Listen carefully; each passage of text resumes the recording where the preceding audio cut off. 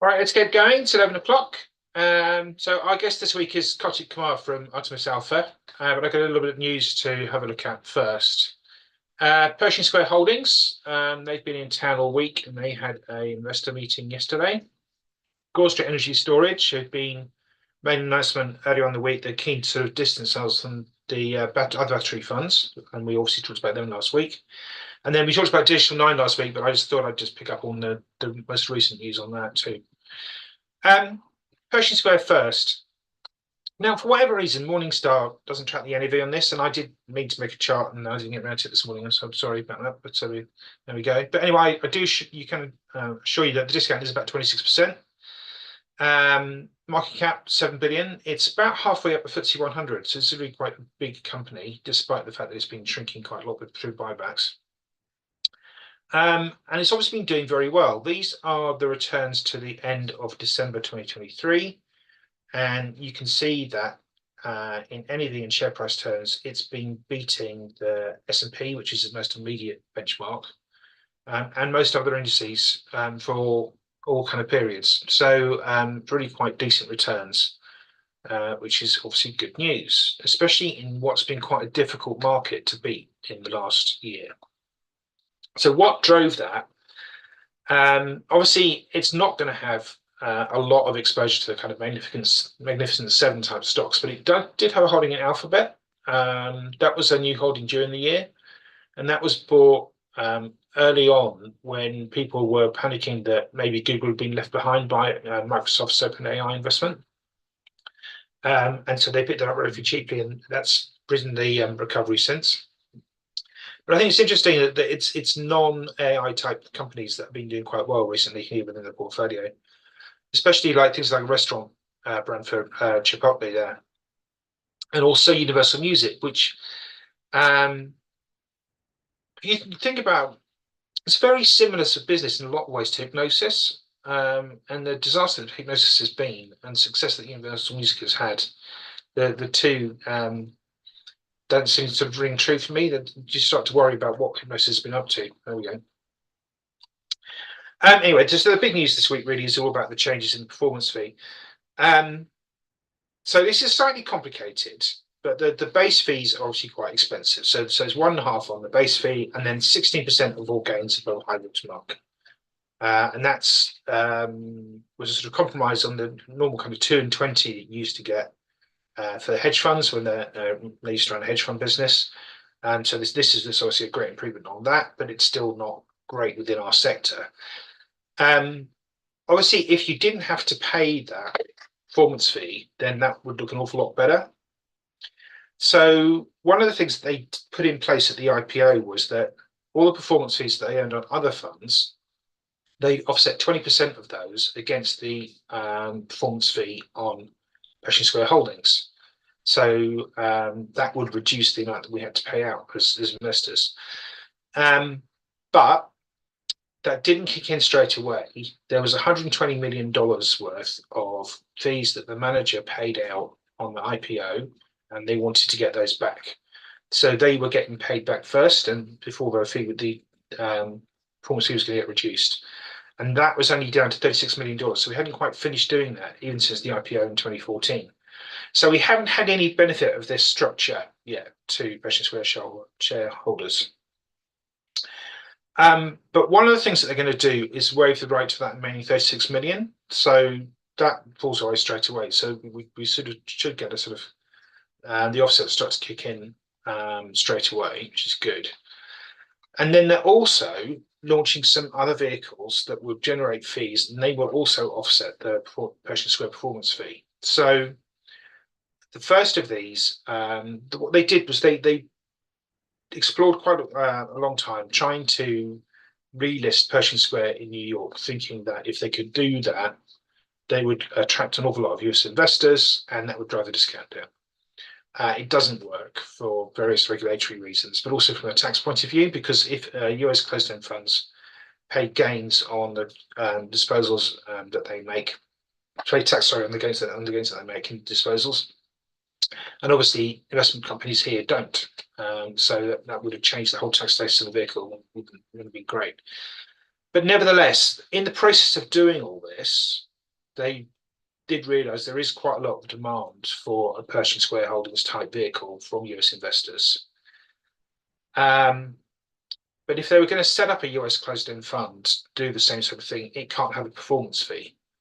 So they said, well, what we'll do is we will charge a 2% base fee and no performance fee on this, Pershing Square USA. It's going to have a very similar portfolio to Pershing Square Holdings, but it's going to have more holdings. It's got the same kind of investment ethos, so sort of big cap, cash generative, quality companies. It's also going to have these hedges on the going on in the background. These are quite small bets within Pershing Square that are designed to not lose you very much money if they go wrong and make you a lot of money if they go right. So it's asymmetric bets, and then say about 12 to 24 positions. But they think they can get an IPO somewhere between 10 and $20 billion, which is incredible if they can actually pull that off, but we'll have to wait and see. They have actually filed something with the SEC, so this is about to kick off now. So the base fees on PS USA are offset, which obviously cool. So a $10 billion fund would take about $40 million off the PSH fee. So they'd send 20% of the base fee. And they're also going to launch a dedicated private vehicle, probably a hedge fund type thing, and focused on those asymmetric derivatives trades. And all the performance fees on that, 20% of those will be offset against the fee as well. So I think you can imagine that you get to a position where Pershing Square Holdings doesn't have to pay for performance fees at all. And other bits of good news is that Bill Ackman says he's not going to sell his Pershing Square stake in favour of investing in the new funds. He will put money into the new funds, but from his own money, not by selling down the existing thing. And he basically said he's going to want to hold it till he dies. And then they're also going to free up some liquidity within Pershing Square Holdings by selling part of the Pershing Square Holdings stake in Universal Music to Pershing Square USA. That's a good idea because Universal Music is a big chunk of the portfolio. It's quite hard to find out exactly what because they don't publish the weightings in the portfolio over. But we'll wait and see how that works out. But I think it's going to be quite a big sizable cash injection. Though you might remember there's a long saga with the Pershing Square Tontine Holdings, which was their version of a special purpose acquisition company, a SPAC. They've come up with a different structure that they think works better than that, this Spark Holdings thing. And it's actively looking for an acquisition target. This is a way of taking a private company or a division of a public company and making it into a listed company by basically reversing that into the Spark Holdings structure. If that happens, then that's going to be a major new investment for Pershing Square Holdings. And because of that, they're looking for something that fits the normal kind of criteria for Pershing Square. They're still going into buybacks, so they've got plenty of cash to keep funding those. They spent $200 million on them in 2023, and they bought back $1.3 billion in total since they started doing this. So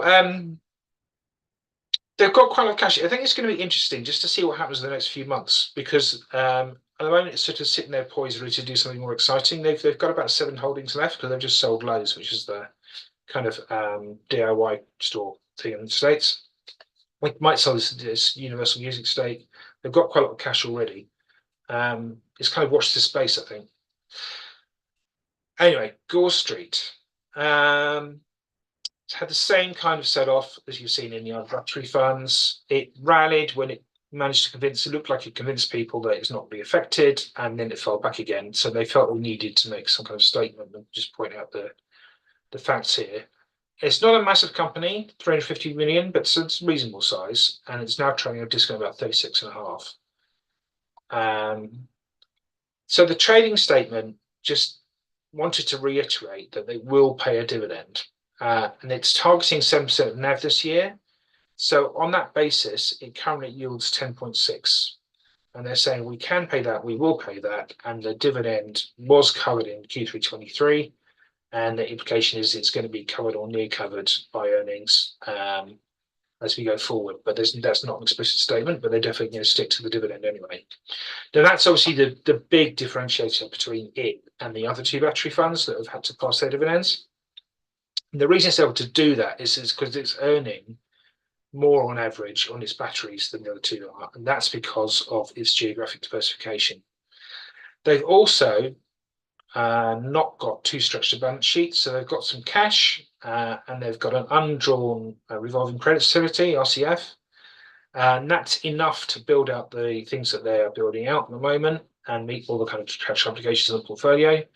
So tick, tick, tick, really, it does look like it's in a reasonable shape. This is where the revenue comes from. This is at the end of September 23, so it's already moved on a little bit from here.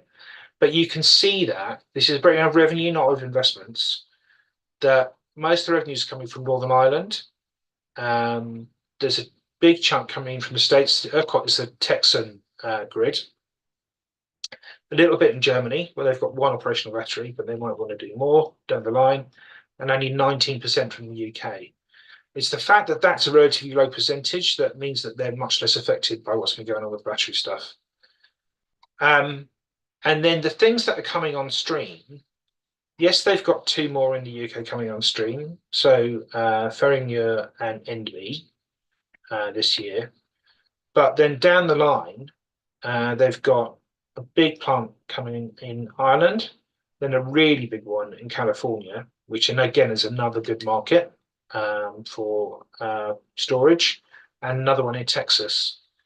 And the just biggest volatility swings within energy prices in the US states. They need to build more interconnectors and try and sort it out, and they haven't done it yet, and they won't happen for a while. So those big revenue opportunities are going to be there for quite a long time yet, way beyond where we are now. And obviously the thing in the UK is hopefully temporary, and it will come back again, as we discussed last week. We'll have to wait and see. So I still think this looks okay, and I do think it probably is oversold, but it's quite hard to read where investors are with these things and how pessimistic they are, and whether the message will get through or not. But if you want to sort of tuck something away and sit in it, I do think this might be not a bad option. Now, I bought some Digital 9 on the back of what we talked about last week, and then I've been immensely disappointed. And actually, I've topped it up again this morning. It is a punt. I'm not disputing that at all. So the deal to sell the prime asset, Verne Global, was supposed to go through by the end of March. They always said, because everybody always says that it's subject to regulatory approvals, and as a bit of a surprise, the Icelandic antitrust authority have said they want to look more closely at this deal. I'm not sure the logic behind that, but there we go. But it's going to take them a while to do it. So it means that instead of being end of March for completion, it's going to be somewhere between the 8th of May and the 12th of June. Now, if there was no debt problem, what's the difference? An extra sort of month or two would be really, really bothered. I think the question, and maybe why people are panicking, is does this have implications for the revolving credit facility? So that renews, I think, on a 3-month basis, and I think it's got to renew around the end of March. So will that be some kind of penalty? Will the actual lenders throw a strop and say, no, you've got to do something radical here? That's an issue, but a manageable one, I think, because as soon as the Verne Global sale goes through, they've got 300 million of cash that's going to pay down the revolving credit facility from 375 down to 75, and then when the other sales kick in later in the year, all of that will disappear. I suppose the bigger risk is what happens if the deal gets blocked, and they have to go back to the drawing board again, and that resets everything. But at the back of my head, I just keep thinking, even if this thing was declared to be insolvent, because it hasn't got the cash immediately to pay its debts, I don't think, if you did sort of fire sell the assets, that I think you'd still end up with a lot more than 14.5p. That's my thinking. And anyway, I've bought a few shares, and we'll see what happens. So that's enough from me. Now let's talk to Kartik. So, good morning. Hi, James. Morning. We're going to start off with you as usual. Just tell us a little bit about Artemis Alpha and what it's trying to achieve, please. Okay, right. Yeah, good morning. So Artemis Alpha is a listed investment trust. Artemis has been running it since June 2003. I've been the lead manager on it since mid 2018. The portfolio has gone through sort of various evolutions. It used to be largely focused on small and mid-cap UK stocks, particularly oil and gas and asset management, had a very high weightings there. Today, it is quite a different portfolio. 80% of it is in large cap or liquid stocks. And it is run with a different philosophy to what it has done historically. Over the long term, returns have been pretty good. I took over after a period of underperformance, and I'd say returns have been pretty volatile since I took it over. So 2 very strong years, 2 poor years. Last year, the portfolio returned 17%, which was ahead of the FTSE All-Share Index, so about 8%. And really, so in terms of what it does, why it's kind of different. So firstly, Artemis current and ex-employees own about 25% of the capital, 20 to 25%. As you could, well, on a previous slide, you can see I'm a reasonable, I use it as my primary savings vehicle. And so I think we're slightly different from other investment trusts in that this is a primary savings vehicle for a lot of the employees of Artemis, and yet we have all the scale benefits that are derived from our larger infrastructure and the money that we run. So today, the trust has about 30 to 35 holdings with an average weighting of 3.5%. Another thing that differentiates it from some of the other UK all companies investment trusts is about 30% of the portfolio is invested overseas. I'll touch on process in a second, but effectively it's long-term value investing, and clearly that's quite a broad church. But I'll tell you about how I think about it. But I think it's quite important to emphasize that it's a very much bottom-up driven investment process, and we are concentrated. Particularly the top half of the portfolio is quite concentrated in areas where we have conviction. And if you look at the portfolio today, the sort of two characteristics that I think come out are we're focused in sort of two areas is areas where we see a clear undervaluation of risk-adjusted returns in capital cycle businesses, particularly which are UK facing. So about 50% of the portfolio is exposed to the FTSE 250. But then we also have exposure to what I call durable franchises, which where we also think the risk-adjusted returns are quite compelling, but they're largely because they are low-risk companies for the returns that they have on offer. And perhaps the last thing to mention about the structure of the investment trust is we do use gearing. So currently gearing is about 13%. It's been about that way since the pandemic. So we were ungeared going into the pandemic. We increased our gearing to 10-12% then.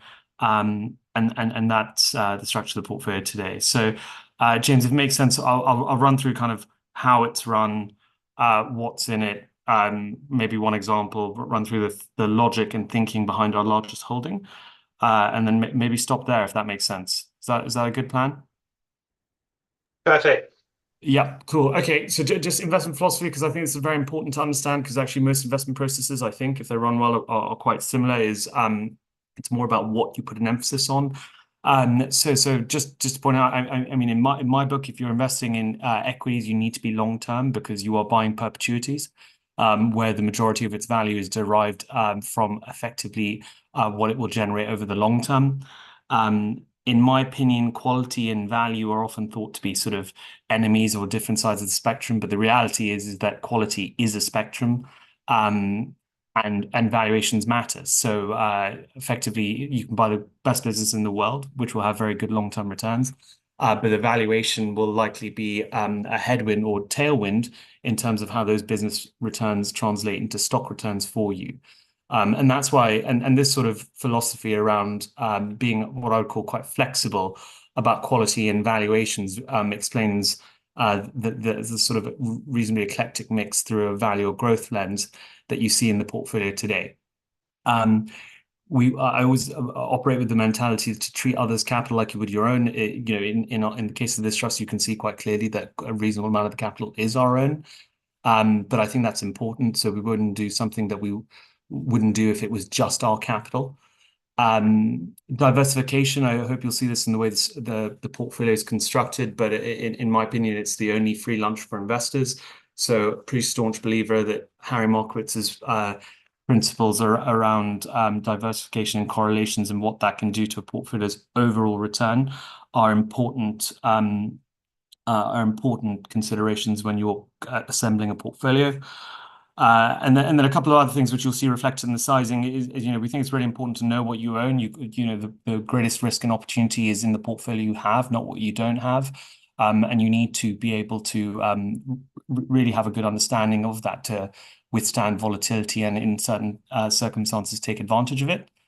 I often like to say that we like to look and buy a stock like we would consider a house. And then running your winners. So in my judgment, to generate significant alpha over the long term, it's really quite an important thing to do. It's something that an index does indiscriminately. And that I think that's one of the reasons why indices have performed well relative to the average active manager, is because running your winners in itself can be quite hard to do at times. And clearly it's not always the right case if you can come up with something better to do. And then if you invest in the trust and you read our quarterlies, etc., I think you'd see that I think the way you communicate and help calibrate your investors' experience of risk throughout their investment is of paramount importance. And I always like to say that our clients should never be surprised with what we do if we communicate properly. So coming to the next slide. So I've gone through sort of various evolutions in my career of investing about how you think about returns, and the one which I like the most, and I think it's important to understand how we think about individual stock returns, is we try to come up with an assessment of what the IRR is on a ideally 5-year holding time horizon. Why does that matter? Is because effectively I see every stock we hold as a sort of mini savings account with a return, a yield, the IRR, which is not advertised, but which is very important to try and forecast, so you can make an accurate comparison about both the absolute and relative returns on offer compared to the risk characteristics that the stock you're in and the stock you could be in offer. And how do we do that? I can talk through some examples of this, but it comes down to making a judgment about the earnings potential of the business. In doing so, it's very important to try and understand the capital intensity or the return on invested capital of that. So, if you buy Unilever, who I saw this morning, they generate a high return on invested capital, and it means that you can get back money in a dividend as they grow, or in their case, not grown very much in the last decade. Whereas, if we're investing in EasyJet like we are, we've got to be very mindful that the cash, whilst they're growing, isn't really coming back to us because it's being reinvested in new planes to fund that growth. And then on the right-hand side, something we do quite explicitly is make a judgment on the multiple that we think the business is worth. And so, again, if based on its characteristics, its risk profile, and its return on invested capital, in my opinion, coming back to this point about quality as a spectrum, the justified PE multiple of all businesses is not equivalent. And sometimes you're able to buy businesses where the earnings stream is very interesting, but also there is a potential to benefit from a re-rating of the shares. And I'll run through the example of Frasers Group, which is our largest holding, where in my assessment over the next 5 years, the potential for the stock to re-rate has the benefit to improve your compounding of stock returns, even though evidently that has no bearing on the company's ability to compound its cash or earnings. So I'd like to say that, why IRR, why not intrinsic values, is because I think it makes you focus on being prescriptive about how you think about an investment and what needs to or not need to happen for it to work. And also because time is money. So a lot of value investors can have long shot bias, which is, risk is always asymmetric to the upside, when you can only lose 100% downside. And not being specific enough is a mistake we've made in the past. And we've sort of entered into investments where you could effectively have got into a low risk alternative where the returns were more visible. The last thing I maybe say on the slide is, if you look at a UK bank today, evidently a large proportion, you can decompose an IRR. So you can say, if I hold NatWest and its multiple doesn't change, what am I getting just from the compounding of its earnings? Which, I'll sort of half make up this number, which might be something in the order of 15, 16, 17%. And then you can also go one step further and say, that call it today, about 8% of that is coming in dividends. And you can compare that to another stock, which let's say you think is going to make 15%, and really look at it and say, well, how much of that is in the growth of the earnings? How much of that am I getting back in dividends? And what is it in the multiple? To really try and be prescriptive about the risks in you achieving the outcome that you want. So just on the next slide, I think an important point is that, okay, so how are you going to generate alpha? In my opinion, alpha comes down to sort of a number of different things, but I like to distill it into these 3 points, which is fundamentally you need to come up with a differentiated view of the risk or return in the investment. And I think it's George Soros the one said that, to be a differentiated investor, you have to have a differentiated view of risk or return. And that's really the hard work of trying to look at something and say, a year and a half ago, were the risks that were in front of Meta existential or not? And coming to a judgment on that or the ability for, say, in the market today, car litigation to meaningfully detract from your returns in UK banks, in Lloyd's case, as an example. So the left-hand bucket is really, I think, the prescriptive, detailed work that you need to do to build insights into your judgment of risk and return. In the middle, minimizing behavioral biases is that sort of Richard Oldfield's simple but not easy. Is in fund management, you effectively have to be, to a degree, quite robotic and unhuman, and almost sort of defy what your sort of instinct would tell you. It's quite important that you build the right principles in your investment process in order to do that.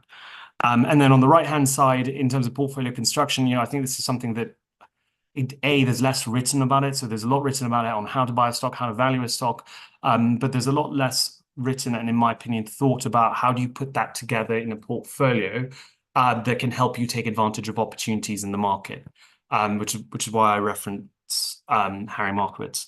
So coming on to the next slide, this is just a snapshot of the portfolio, given the time constraints that we have, because I wanted to touch on some macro observations and phrases. But if you look today, the portfolio's got roughly, and these are outcomes. It's not how we think about it. So we don't really think about these buckets. But if you want to bucket the portfolio, I think this is one way to do it, is about 50% of the portfolio is in capital cycle businesses. So this is effectively where we think there's industry change that's going on that is improving the returns to the industry, or where effectively the industry structure is very conducive to potential returns when individually that would not necessarily always be the case. So phrases in retail, maybe I'll come on, but clearly what it's about there is the damage that online did to retail has led and is leading to a continued consolidation of the industry, which is a sort of Darwinian force that's making the stronger. UK house builders, which are very topical given this week's developments. Again, there it is about the returns that those in the industry are able to get against the which is largely around how difficult it is to operate in this industry because of the planning system, combined with what is a shortage of housing and a demographic need that means that demand is always compounding even when it's not met by supply. Airlines, I think, is a really fascinating one today because obviously, so low-cost carriers have been a very good part of airlines to invest in, but airlines as a whole has been a sort of dreadful long-term industry to invest in.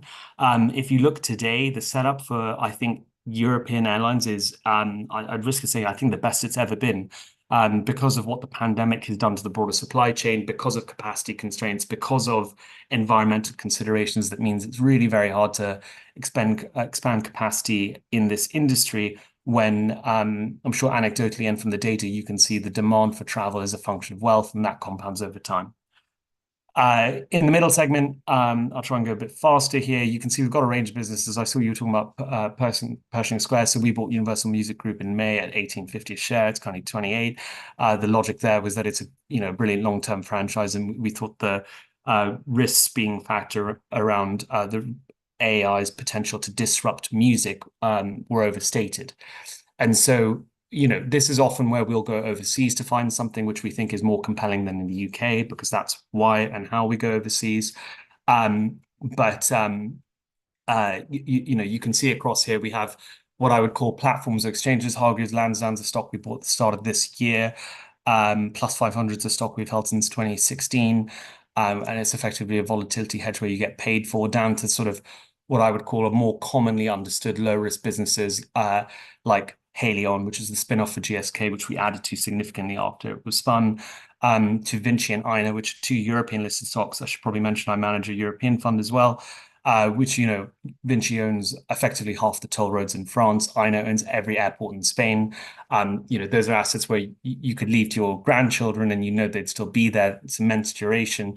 And the question just is more about what return you're giving them and, whether there's something like a regulatory risk that you need to think more carefully about. And in the top segment, we have a sort of, UK banks are, I would call an idiosyncratic investment, because it's more there that we currently still think banking is a reasonable place to be invested. You can see UniCredit's gone up 3.5 times in a year and a half. European banks are having a very good time. UK banks aren't, for reasons we could discuss. But effectively, we think the banking construct is still an attractive one to be in, and the cost of equity that's implied in NatWest and Lloyds should make for very attractive returns in the future. And then if you look on the right-hand side, so funerals, I should probably touch on that one, is we had a very large holding in Dignity. I used to sort of refer to it as having the potential to be a Geico holding for the fund because of its unique structure. So it owns crematoria, which is an infrastructure asset. It owns at-need funeral homes. So that's when someone passes away and you need a funeral immediately. And that's the business that's really been challenged by competition and capacity expansion. But it also owns this incredible business where it pre-sells funeral plans on average 10 years before people need them. It gets the capital 10 years up front. It can invest it in how it would like. And it's actually, unlike Geico, all hedged on its costs, because it needs to deliver you a funeral, for which it owns the funerals and the crematoria. And that's a business which we thought could compound really wonderfully. And it was bid for at the start of last year. We've switched approximately 2/3 of our holding into the investment trust that has 95% of its NAV in Dignity. Excuse me. I think maybe let me move on and skip some of these other comments, because I want to sort of speak for 5 minutes on the macro and then talk about a stock, because I think it'll hopefully bring to life the way we work and think. If you look on the macro, I guess there's a kind of point. It's kind of not if you invest in Artemis Alpha here. It's kind of more of a why can UK investments be more reasonable than they have been over the last 5 years? Is firstly, if you look at the FTSE 250 in particular, the total return since this is the start of 2020 has been really very poor, both in absolute terms and in real terms. And if you think about where this was in October, FTSE 250 investors had, in real terms, lost, more than 1/3 of their money. That's a bear market, which I think everyone can feel, but is not that sort of violent, because it's been slow and it's happened over several years, and inflation is taking away more of your wealth than the nominal returns would suggest. So, UK investors have had it tough. And if you look on the next slide, I guess an observation I just want to make is that, I sleep with a copy of Daniel Kahneman's Thinking Fast and Slow on my bedside table. But coming to that point about minimizing behavioral biases, is that I think loss aversion can explain a lot of behavior in the UK right now. So Kahneman had this, it's a bit like, if products get cheaper in a supermarket, you buy more. If products get cheaper in a stock market, you get worried. And that comes to your sort of, it's because when stocks are going down, you're worried about why they're going down and will they go down further. usually when you're buying things down, you don't call the bottom, so you lose more money on your way down. But if you look at the loss aversion is something that all humans do. So New York taxi drivers, there's a study on this. When it rains, they earn more because there's more demand. They can charge higher fees. And when it's sunny, they earn less because it's sunny. There are better alternatives. You can walk in places. Counterintuitively, New York taxi drivers work harder when it's sunny than when it's raining. Why? Because they feel like they're losing money on a sunny day relative to a rainy day, even though the price of their leisure is much lower on a sunny day. So they should work harder in the rain and go on holiday when it's sunny. And if you think fund managers should do the same, is be very active in a bear market and sort of sit back in a bull market. But the reality is that your natural survival instincts tell you to do the opposite. So if you look on the next slide, and I'll just touch on this briefly because you can read it, is effectively, I think there are a lot of reasons, and some of these are totally credible. If you look at sort of, I think profitability, I think government intervention has reduced UK PLC profitability by more than some of these macro factors that people cared about would. So, I think that's a real issue. But if you look, I think there have been a number of perceptions about the UK which aren't so true, or which are changing. And so, one is that if you remember a year and a half ago, particularly when quasi-quoting blew up the bond market, is there was a sort of perception that the UK had an idiosyncratic inflation problem. It's now becoming pretty clear that actually, the developed market world experience of inflation is all pretty similar. There was this perception that the UK GDP's lagged peers. Actually, the UK is far outgrowing Germany. It's okay. It's not as good as America, but GDP growth is fine.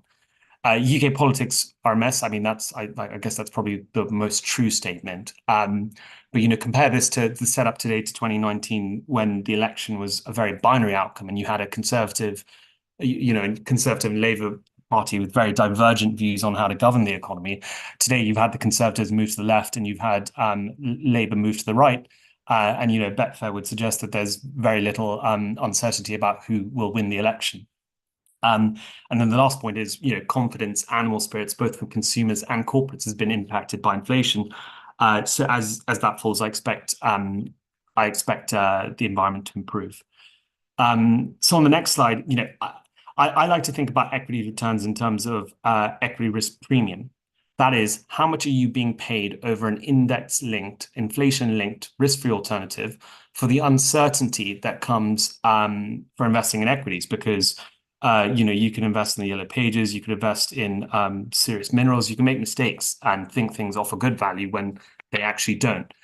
But if you look today, so one observation I'd make about the bond market is UK 10-year gilts, which are inflation linked, offer you almost no real return. So if I were to if my mother-in-law were to put her retirement savings in UK 10-year yields, she would take no risk, and she would also just guarantee that her wealth is neutral in real terms. If you compare that to the equity yield on inflation on equities, that's about 9% today.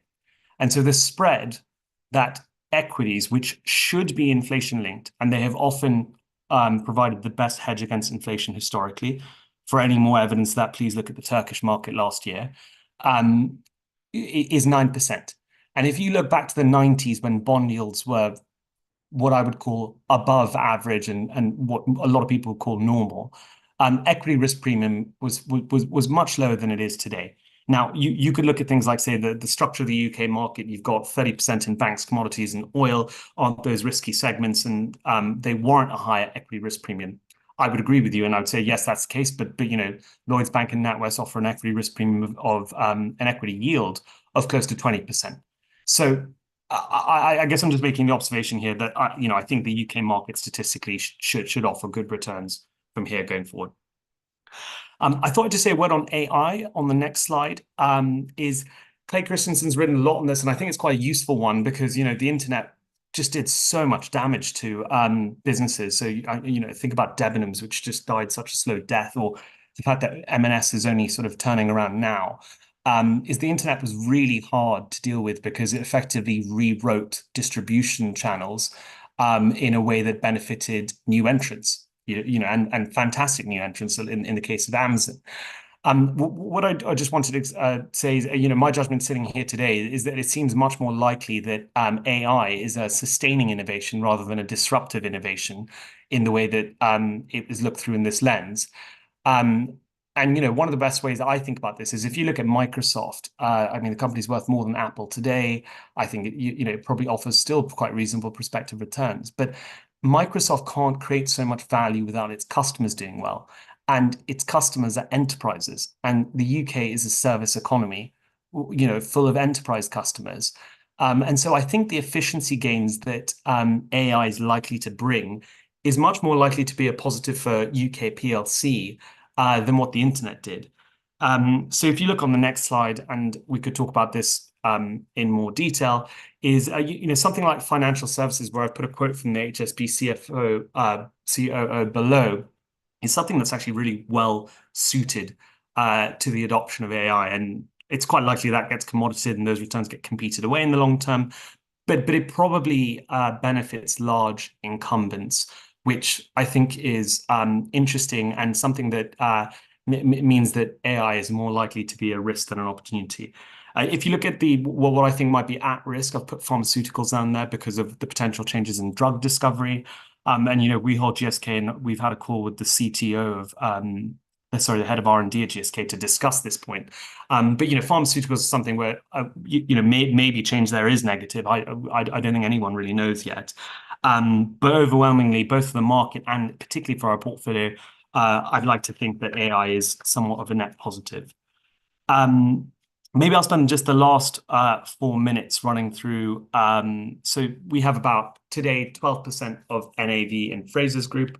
And I thought I'd just tell you how we think about the investment for 2 reasons. One, so you can understand this is the thought process that goes into all of our investments. But secondly, I know it's quite a controversial investment. It's clearly not the most popular stock, and we have a high weighting in it. So, I'm sure it could deter people from the trust, actually.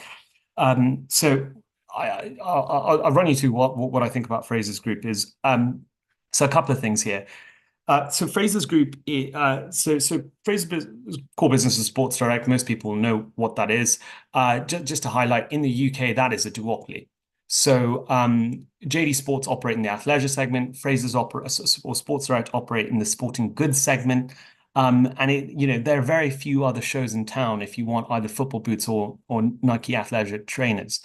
If you compare that to Sports Direct, we're just looking at buying the largest retailer in Germany, and its turnover is 300 million.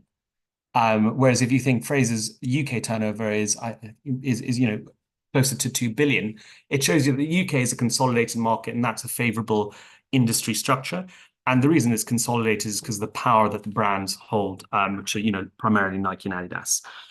Frasers have moved into luxury retail. I think this is an underfollowed story. They own the brand Flannels, which they bought from acquisition, and then they've expanded organically. They bought Matches Fashion Group, which was sold for, I think, approximately 600-700 million in 2018. They bought it for 50 million. They paid 30p on the pound of its debt. And effectively, what's happened here is department stores have left a void. Luxury's grown very quickly to distribute luxury goods in an experiential way in outside of London in the UK. Frasers are the leading player there with their flannels business, which has grown really quickly and has many of the strong characteristics that the group has. Just on own label, I think some people don't know this, but close to 40% of Sports Direct sales are own label. The company owns Slazenger, Dunlop, Caramore, Everlast. Everlast, it has an 80% market share in mixed martial arts globally. So the Everlast brand alone within this retailer, I think, is very valuable. It's got extremely low-cost operations. When they acquired House of Frasers, it had 500 people on Wigmore Street. They acquired Matches, it had 500 people in the Shard. The efficiency ratio of these businesses that they have relative to a company where its head office is in Shirebrook, where the sort of, well, Mike Ashley owns 70% of the company and he was CEO.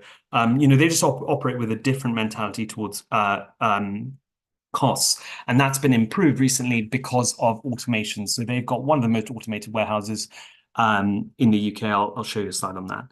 And then maybe the excellent capital allocation I'll come on to in the slide, and I'll tell you about how I think about the returns. But the last point to note is ex-CEO Mike Ashley only owned He has never taken a salary from the company. His wealth is in the paper of Frasers Group. And so I think he's highly aligned. His son-in-law now runs the company. Again, he doesn't take a salary, and he's incentivized in particular for the share price to be above £15. It's currently 8. So just on the next slide, something to point out about the sort of style of investing we've had. We started building up this holding in the second half of 2016. And what happened there was effectively they made a mistake on the hedging when Britain left the EU, sterling fell, they were unhedged, peers were hedged, and so they had a gross margin squeeze. And so our average in cost of Frasers is below £3 a share because we subsequently added to it in 2018. And it's compounded at broadly a rate of about close to 30% a year. But just to point out, the amount of noise you've had to tolerate, the number of drawdowns that you've suffered, the highs and lows, for that, coming back to the point about an IRR for a 25% return is quite significant. And this is why it really pays to know what you own. So going to the next slide, one thing that I think is underappreciated is the degree of change in Frasers Group. Sports Direct is just not the company it was 10 years ago. It's changed significantly. You can see on the left-hand side, it was just a pile 'em high, sell 'em cheap. On the right, it is now effectively an emporium to showcase the strength of its brands whilst retaining its value credentials. And why that's important is it's really transformed its relationship with key brand partners. On the next slide, so I've been to Shirebrook quite a few times since I started holding this investment. Firstly, the scale of it is incredible. It's 42 football pitches. Secondly, you can think about it, but the average retailer can't invest £250 million in automation. And the company said in its December results that it expects to deliver over £250 million of working capital benefits. And I expect that there will also be a cost saving from effectively a labor reduction in the workforce. And if you go to the next slide, something that I think is really underappreciated with Frasers, which differentiates it from most companies I look at in the UK, is its attitude towards reinvestment. So what you effectively have is a really cash flow generative core business in retailing. Retailing is hard, and Frasers do well through their sort of mentality approach and their structural benefits, which they're constantly investing in. But what's extraordinary about the company is what it does with the cash that it generates. So it's got a growing stream of cash flow, and you can see here it's nearly spent 40% of its capital repurchasing its own shares. So its share price, so its share count's down, close to 25%. But it's also invested nearly 600 million in new stores. It's invested nearly £500 million in property. It's got close to £1 billion of freehold property on the balance sheet. And obviously, you would have probably read in the press recently what they also are constantly doing is looking at businesses where they see value largely because of underperformance in some way or the other. And so you can see that they're a shareholder in Boohoo, in ASOS, and these are all actually quite small bets relative to the overall value of Frasers. But what it is they see a way to either improve the operations through a different management approach or through effectively sharing economies scaled. Just to tell you how I think about the returns here, and I thought it'd probably be better not to put this in a slide, is if you look at Frasers today, it should make over £1 of earnings. I think consensus is over £1, and so it's an £8 stock with £1 billion of freehold property and close to £2 billion of inventory on the balance sheet and £500 million of net debt. So the balance sheet's actually very strong, but let's ignore that. In simple terms, I think earnings compound at about 10% a year. And that's a combination of some gentle margin expansion and the top line growing 3 to 4% with a luxury business that is currently today materially under earning. And if you look at that, you would effectively come up with a scenario where the share count is falling by about 3% a year. The earnings are growing at about 10. So you'd be compounding at a rate of 13, 14% a year. But in my opinion, 8 times earnings is a very low valuation for the business and its growth prospects. I can't touch on all of them because of time, which means that as an example, over a 5-year basis, if you were to price it to go from 8 times earnings to 12, you'd be compounding in the mid-20s over the next 5 years, which is what we've compounded at since the time that we've owned this investment. And just as an indication, that equation wouldn't even get you to the level at which the management team's share incentive scheme would kick in. So I hope that just brings to life, why do we have such a large holding? It's because we believe in the company, we have conviction in it, we think the returns are compelling, we think we understand the risks. As we've said, we run our winners. This was less than a 5% holding at cost. And I hope that just gives you an insight into the sort of approach we take across other holdings in the trust. Great. Thank you very much, Kartik. It's quite comprehensive. I think you've answered quite a lot of the questions that have been going along. How do you use gearing within the portfolio? Today, rightly or wrongly, because do you mean mechanically? So first thing is borrowing, just yeah. So we have a hard cap 25%. We're never really above 13. I look at what the portfolio weighted IRR is, and in my opinion, evidently, if we increase that by 10% less the cost of debt 5, I think it's an accretive thing to do today. And so we've been running with about 10 to 13% gearing since the pandemic. And I would clearly reduce that if, say the cost of debt went up, or if the prospective returns in the portfolio fell. So right now, I don't anticipate much change in our gearing, but I hope it's effectively a tailwind to our portfolio returns. Okay, thank you. Now this slide is interesting. The dividend here. There's a question about this too. So, how are you thinking? How do you grow the dividend ahead of inflation? So just to highlight, so the dividend yield's actually pretty low, and if you look at if you come back to the portfolio slide, we do have quite, our bank holdings will pay us 8% this year. So growing the dividend from the level at which it is not that hard because it's covered by cash, and we have ample reserves if, for example, we were to allocate away from dividend paying companies. Okay, fair enough. In terms of the international holdings, so what's can you just remind me again? So what's the kind of limit on that? And is it always just for things that you couldn't get in the UK stock market? So the limit to be in the UK all companies sector on an IA basis is about 30% of NAV. 30% of the portfolio. And I think today we're at about 28, and we've been in the region of 22 to 30. Quite a lot of the time, the variation there is based on the performance of the overseas holdings relative to the UK holdings, rather than an active increase or decrease. Although we did increase that segment in the second half of last year because INA was a new holding, and we increased our holding in Google in the fourth quarter. Just thinking about the banks for a minute. Obviously, we've got the NatWest share sale coming, which I suppose is sort of like an overhang. Are you worried about that, or do you think that that's just something that once it goes out the way, the stock will re-rate? And then also, what are you thinking about what's going to happen to credit losses?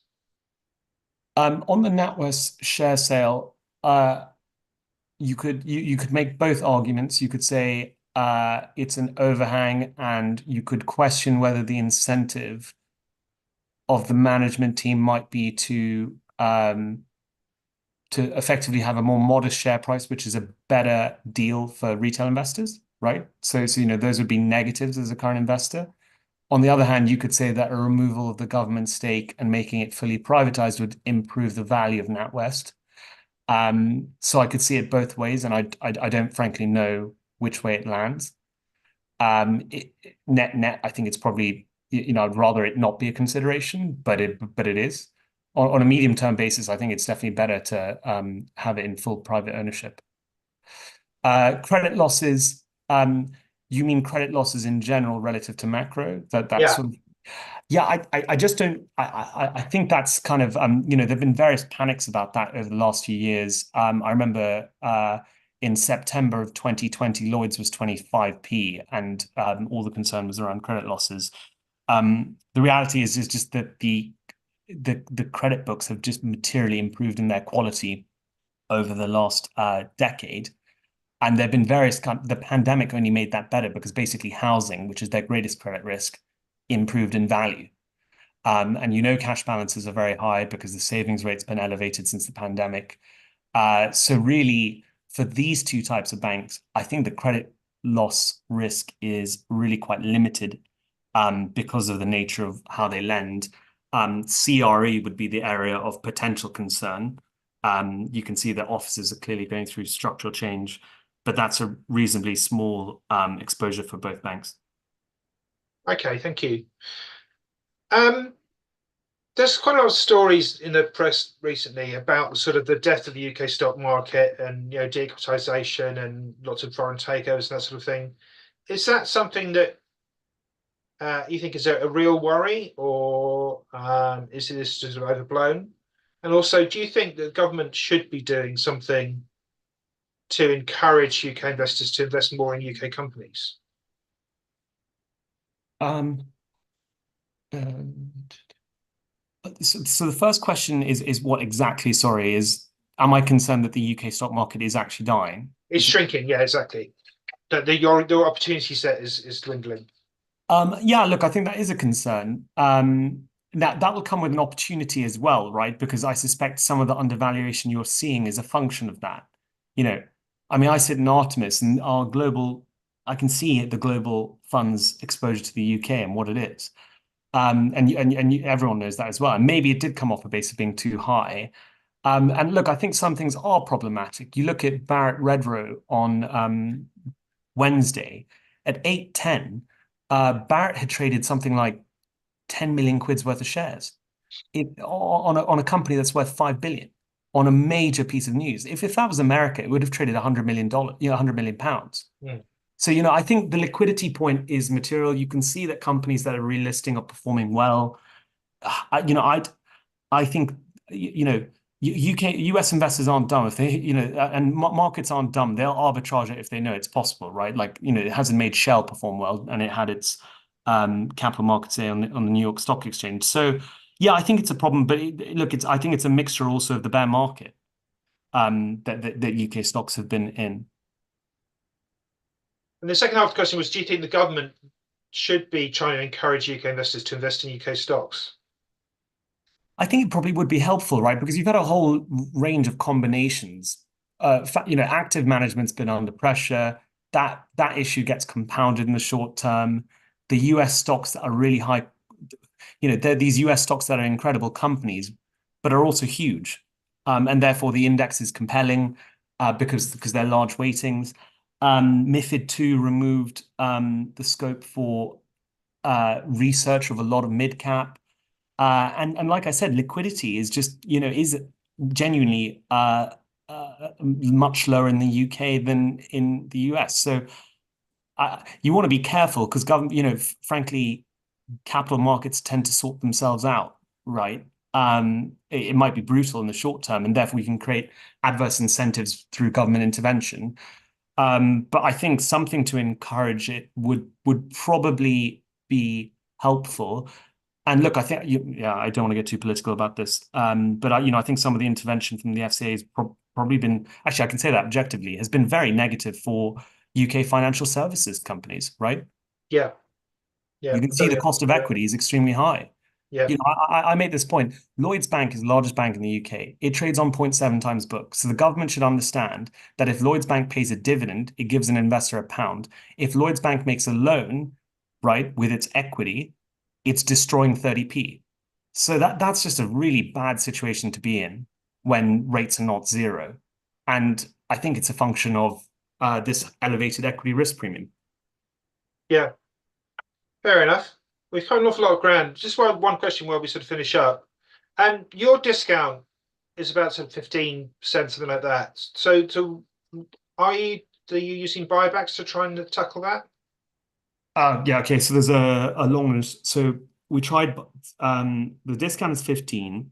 And what I would point out is we have the potential for a tender opportunity in September, where 25% of the trust would be tendered.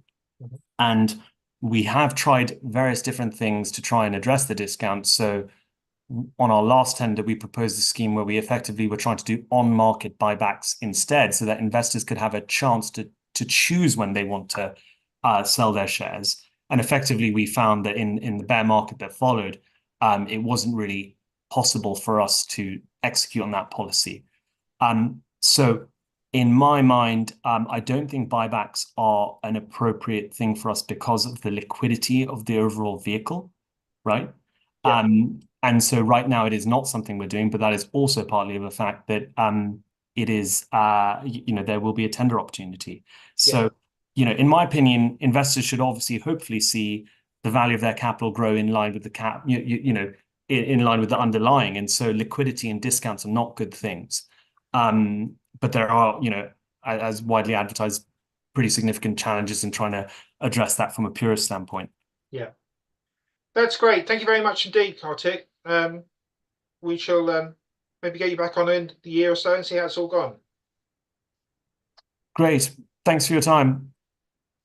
Thank you. Next week we'll be back with Hydrogen One. Obviously, that was the one that was postponed from a couple of weeks ago, and then we're going to say full lineup all the way through into May. So 22nd of March, we're going to be putting more stuff out about this soon. But basically, we're having this quarterly panel discussion, and I've called it "Has the Tide Turned?" And it's really just looking at was the fall in bond yields from middle of October onwards, the start of a new kind of phase in the stock market, and just a shift into the way that the people are investing. So to talk about it with me, rather than me pontificating, we're going to have 3 fund managers. So we'll let you know more about that as we come. So thank you very much for tuning in today. Have a good week, and I will see you back next Friday.